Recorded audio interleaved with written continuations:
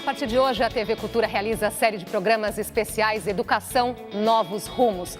Com a presença de especialistas, professores e estudantes, vamos debater o ensino no Brasil e analisar a medida provisória que pretende alterar a estrutura do ensino médio. A reforma tem causado inquietação em alunos, escolas e educadores. Nosso tema de hoje é o diagnóstico do ensino médio brasileiro, virtudes e problemas.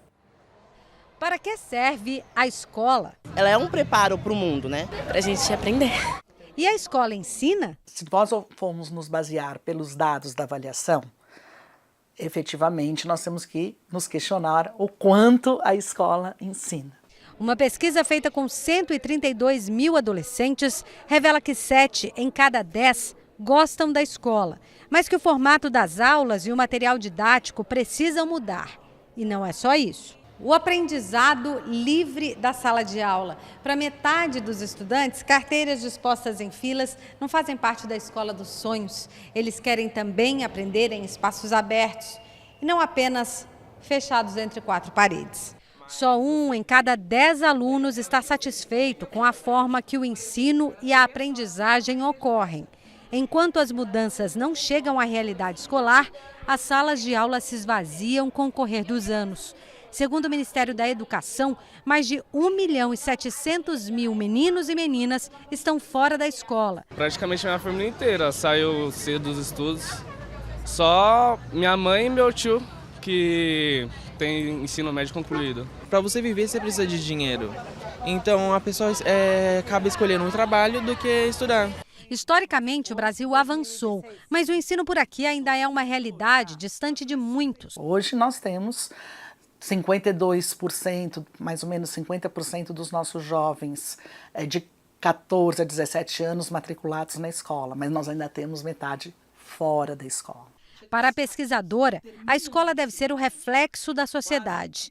Por enquanto, ela reflete apenas desigualdades. O discurso sobre a educação de qualidade, sobre a importância da educação cresceu nos últimos anos, mas efetivamente políticas que garantam essa educação de qualidade para todos, num princípio da equidade. Por equidade entendemos dar diferente a quem tem necessidades diferentes. Isso ainda não é uma realidade no nosso país.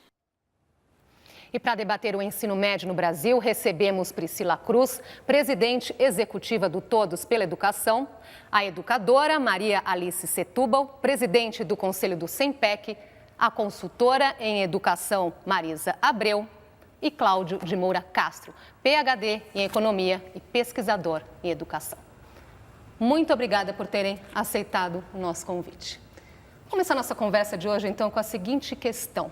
Para que serve a escola?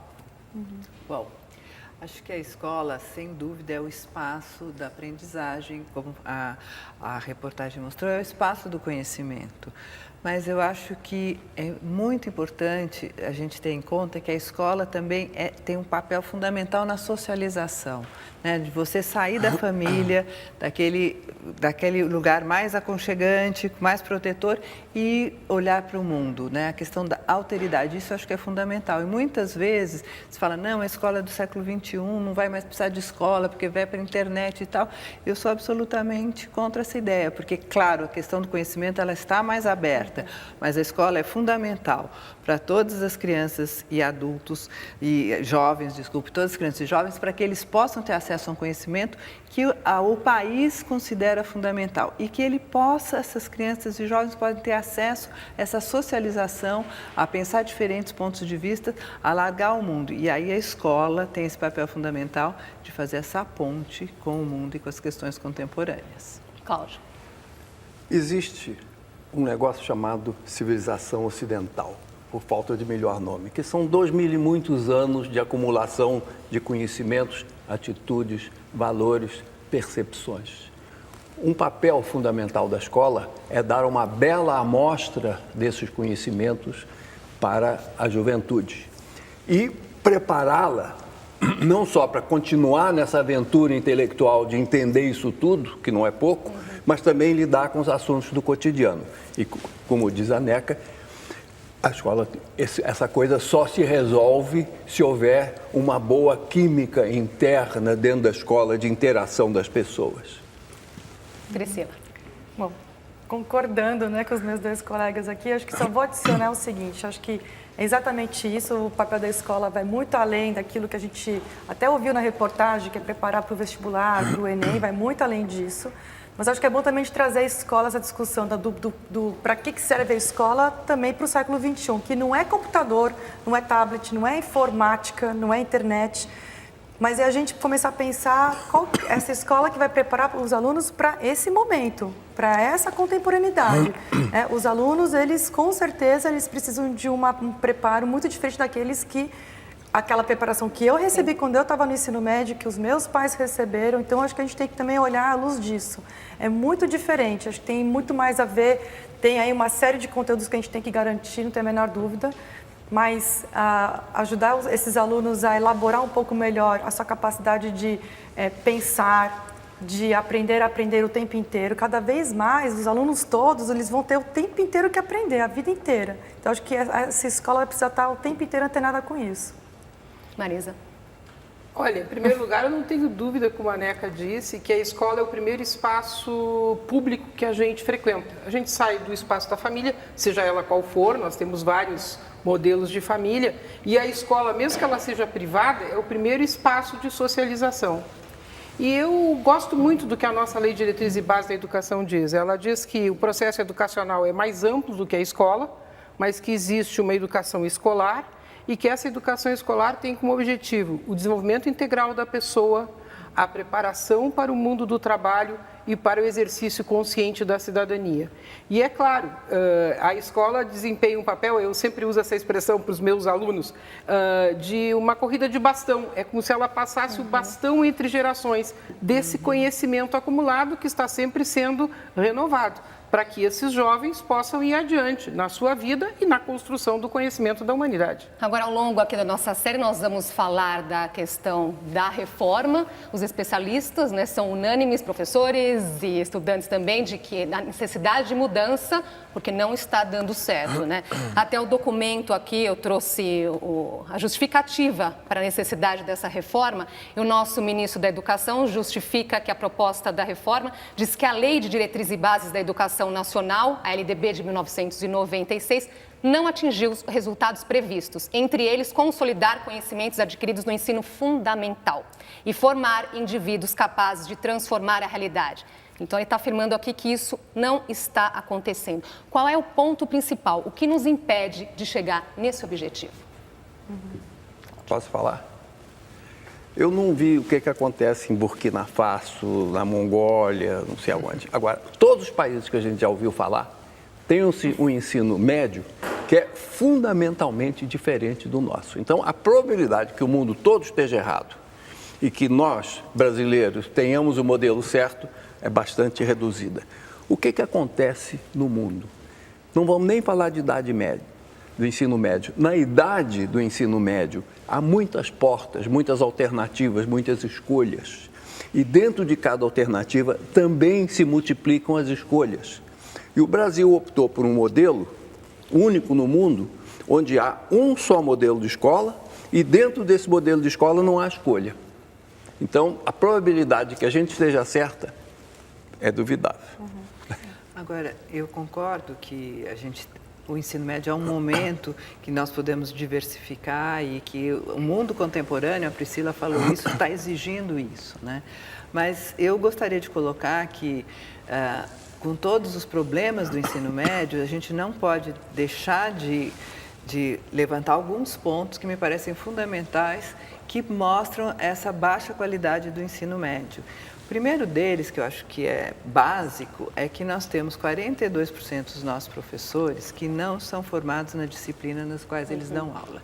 Então, e principalmente num momento onde nós estamos querendo aprofundar os percursos, que eu acho que é muito interessante, como é que nós vamos fazer esse aprofundamento com professores que não são formados naquela disciplina? Se a gente acredita que conhecimento é fundamental, e que essa capacitação dos professores, ela é fundamental para que a escola tenha um bom desempenho. Então, eu acho que um ponto fundamental é pensarmos a questão da formação dos professores. E eu daria só rapidamente um passo atrás para falar da qualidade do ensino médio, que nós não estamos alcançando as metas, é que os nossos anos finais do ensino fundamental também não estão alcançando a meta. Então, se nós vamos só pensar no ensino médio, nós vamos continuar com esse gargalo do ensino fundamental 2, que os alunos estão saindo do ensino fundamental 2, muitos deles. Então, se nós tomamos em conta só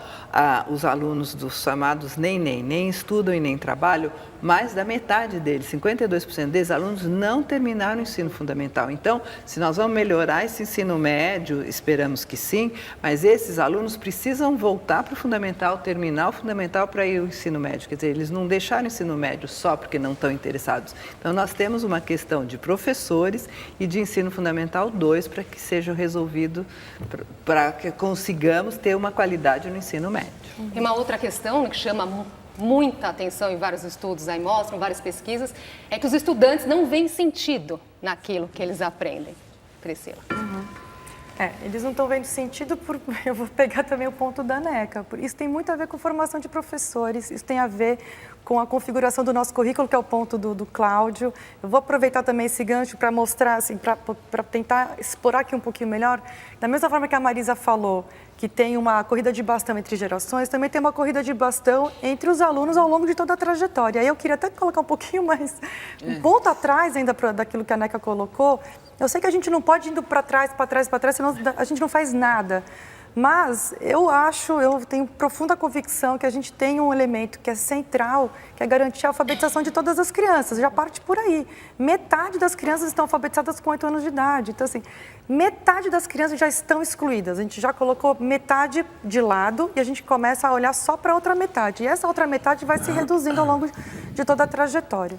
Mas o ensino médio tem sim um problema que é específico do ensino médio, porque a gente tem conseguido resultados melhores em outras etapas, e o ensino médio é quando a gente tem os piores resultados.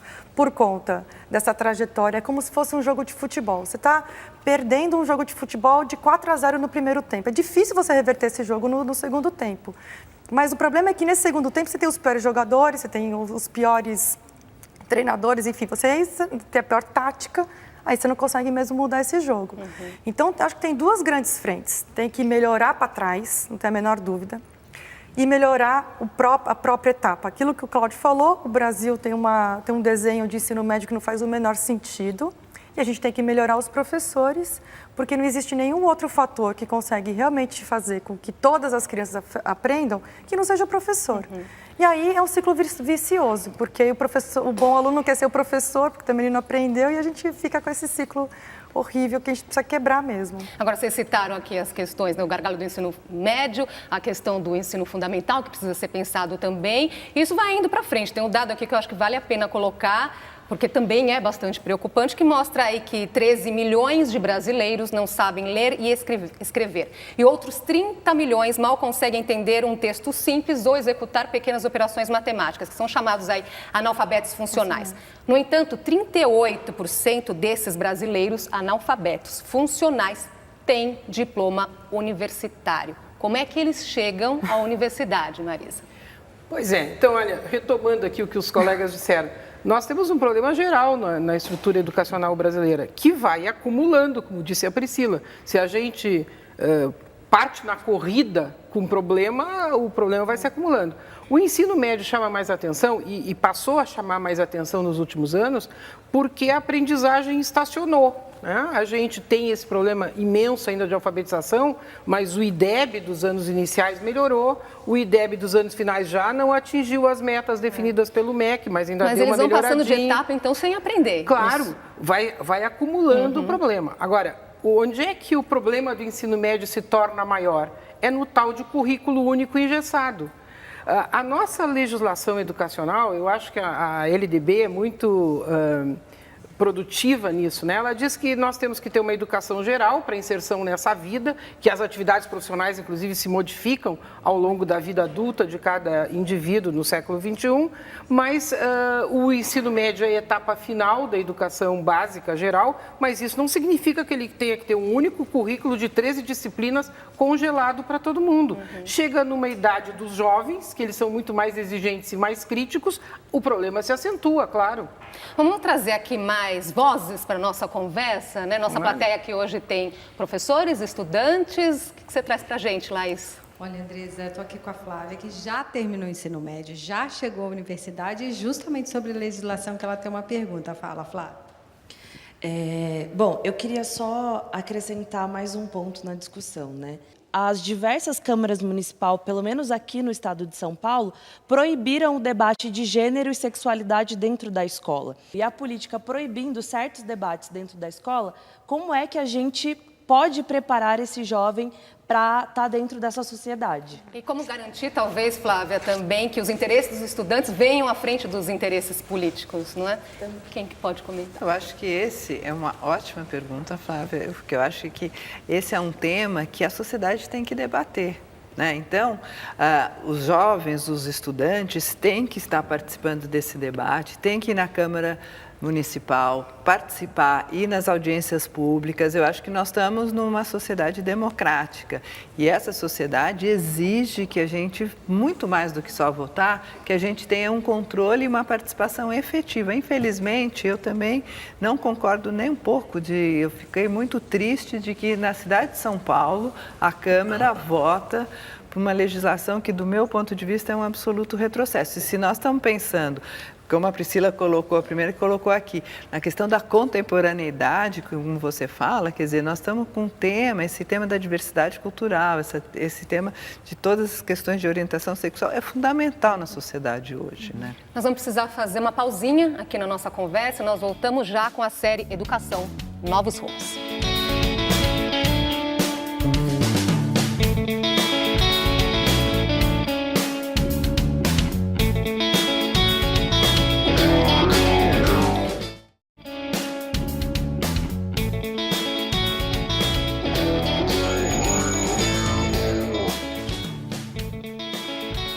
Estamos de volta com a série Educação Novos Rumos. Hoje apresentamos o diagnóstico do ensino médio no Brasil. Com a gente, Priscila Cruz, presidente executiva do Todos pela Educação, Maria Alice Setúbal, presidente do Conselho do SEMPEC, a consultora em Educação Marisa Abreu e Cláudio de Moura Castro, PhD em Economia e pesquisador em Educação. No primeiro bloco, nós começamos aqui esquentando nossa conversa, vocês apresentando uma série aí de problemas em relação ao ensino médio. Vamos tratar de um outro dado desse, a questão de que 30% das matrículas do ensino médio estão no período noturno. Isso também deve ser levado em consideração? Muito, né? Sim. A gente tem mais de 30% dos alunos no turno noturno. Isso é muito preocupante porque os piores indicadores, os piores resultados estão justamente para esse aluno que está no noturno. Então, a gente pode pegar qualquer indicador, aprendizagem de matemática, aprendizagem de língua portuguesa, evasão, abandono, repetência, tudo é muito pior para esses alunos. E a gente tem uma parcela enorme ainda de alunos que estão no noturno por duas razões. Ou porque trabalha e aí não consegue focar, né, os seus esforços nos estudos. E aí as pesquisas também têm apontado que uma das razões da evasão é justamente o cansaço, ele não aguenta, é muita carga de trabalho, mais o estudo e tudo mais. Ou porque ele não quer ir para o diurno, porque o noturno é um pouco mais tranquilo, ele acha que ele consegue passar, que lá todo mundo finge que estuda, finge que dá aula, finge que acontece, e aí você consegue fazer o ensino médio mais light. Então, acho que isso tudo faz parte do problema. Assim, acho que a gente tem aí um diagnóstico muito claro que 1/3 dos alunos estão numa situação muito ruim, muito precária dentro dessa educação. O ensino médio, por exemplo, deu um salto imenso de matrícula na segunda metade dos anos 90. Mas ainda bem, né? Claro, foi ótimo, foi ótimo. Quer dizer, isso é um ponto positivo, claro, né? É um Mas ponto a qualidade positivo. é que não vem acompanhando essa quantidade. O problema é como é que a gente fez isso. No ensino fundamental, por exemplo, a gente criou aquele turno intermediário, lembram? Uma turma ficava das 8 às 11, outra das 11 às 2, outra das 2 às 5.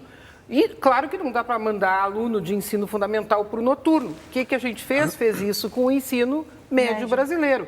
O crescimento significativo das matrículas pela pressão da sociedade, o que é absolutamente positivo, teve como resposta a ampliação da matrícula no ensino noturno. E isso é um problema, nós temos que resolver essa questão, porque os resultados são mais baixos no noturno, porque ninguém consegue trabalhar 8 horas por dia, estudar de noite e ter o mesmo rendimento, né? Então, a questão central da jornada escolar no ensino médio tem que começar pela redução da matrícula no noturno. Essa é uma questão séria que a sociedade brasileira tem que enfrentar. E as pesquisas estão mostrando, né, que a questão da jornada escolar, a quantidade de horas faz diferença e tem um impacto no conhecimento e na aprendizagem dos alunos. Então, como a Marisa e a Priscila colocaram, no noturno você acaba tendo quase que 2 horas de aula. E isso é, obviamente, muito pouco. Mas nós temos que pensar o noturno como... Porque tem muitos trabalhadores também, né? Então, jovens trabalhadores. Então, eu acho que, assim, temos que pensar qual seria o noturno viável. Acho que alguns estados, Minas Gerais está tentando buscar um noturno que seja viável, de qualidade, porque outros estados acabam incentivando... O que é um noturno viável? É você ter mais flexibilidade. Então, você pode fazer por disciplina, você pode ser um ensino noturno semestral, você pode ampliar o número de... as horas, ampliar o número de anos. Então, acho que tem várias configurações diferenciadas, né? Porque, senão, acontece que muitas escolas acabam incentivando que esse aluno vá para o EJA, Educação de Jovens e Adultos. Então, assim, você pula uma etapa e acaba tendo um EJA, que também é um outro problema de qualidade, né?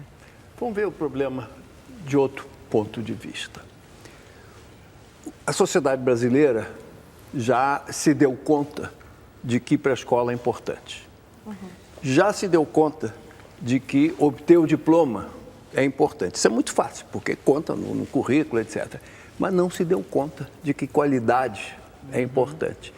Qual é a evidência que nós temos? Uma pesquisa que foi feita há alguns anos atrás e que os resultados se repetem muito nas outras é que 70% dos pais acham que a educação é boa. 70% dos alunos acham que a educação é boa e 70% dos professores acham que a educação é boa. Por que é 70%? É uma coincidência igual para 13%? Isso eu não sei. Mas o fato é que esse é um resultado, a meu ver, é o pior resultado que a gente podia ter em todo esse universo da educação brasileira. A sociedade não se dá conta de como a educação é ruim. Então, se não vencermos essa barreira, o PISA, os resultados do PISA estão ajudando, os resultados do IDEB estão ajudando, mas ainda não vencemos. Quer dizer, as pesquisas continuam mostrando que os alunos e os pais acham que a educação é boa. E os professores também. Sem vencer essa barreira é muito difícil mudar, porque cadê a vontade de estudar? Cadê a vontade de ficar até mais tarde? Cadê a vontade de passar dever para casa e corrigir? Vamos voltar para a nossa plateia, ver o que a Laís traz para a gente, o que as pessoas estão pensando aqui da nossa conversa, Laís. Olha só, a Andresa Carina é diretora e é justamente sobre esse diagnóstico que ela quer fazer uma pergunta. Fala, Carina. Nesse bloco, né, foram feitos alguns diagnósticos, alguns apontamentos que eu considero importantes e são reais. Então, os professores não são bem formados, a qualidade tem que ser revista, a progressão, enfim, a forma de avaliação não está sendo bem efetiva, há um gargalo no ensino fundamental, né, os estudantes não veem sentido, né, na escola, o que está muito relacionado com a prática pedagógica, com a própria organização curricular. Ocorre que a reforma, né, que está sendo proposta, ela não abarca nenhum desses pontos. Né? Então, a pergunta é, né, eu gostaria de ouvir os comentários, né? É essa a reforma que a gente precisa? Marisa. Pois é, isso é exatamente o que eu tenho dito, sistematicamente. Existe na sociedade brasileira uma cultura de que o democrático é aquilo que é igual para todos e que o grande objetivo do ensino médio é preparar para acesso ao ensino superior. Aí entra 10%, 20%, os outros 80% não entram, ficam sem formação nenhuma, né? E essa cultura da sociedade brasileira, que tem a ver com uma superestimação do doutor, do trabalho intelectual, etc., está muito consagrada no Enem, a partir de 2009, que define que o objetivo, ou consagra que o objetivo de todo o ensino médio é preparar para o Enem, para via SISU, entrar no ensino superior de preferência federal, né? Então, a grande pergunta é como é que a gente discute essa cultura, muda esses mecanismos que estão amarrando a flexibilização, e não é a LDB que está amarrando, é a nossa cultura expressa em instrumentos como o Enem. Infelizmente, nosso tempo está acabando, mas nós estamos só esquentando aqui. Tem outros programas aí pela frente. Vamos falar de Enem, de ensino técnico, a flexibilização. Mas, para terminar esse daqui, eu gostaria de saber de vocês de um ponto positivo do nosso ensino médio, Priscila. O que funciona? Acho que o que funciona é aquilo que a gente estava falando antes. Assim, acho que muitos jovens passaram a fazer o ensino médio, a concluir o ensino médio. A gente está longe ainda. É o acesso, então. O acesso a gente melhorou. E eu queria também aproveitar isso que a Maria estava falando. Eu acho que a grande vantagem dessa discussão toda da reforma do ensino médio, que, ao meu ver, não é uma reforma do ensino médio, acho que o nome está errado. Não é uma reforma do ensino médio, é uma reforma curricular ou é uma mudança curricular de formato, mas ela não abarca tudo, realmente não abarca todas as questões do ensino médio.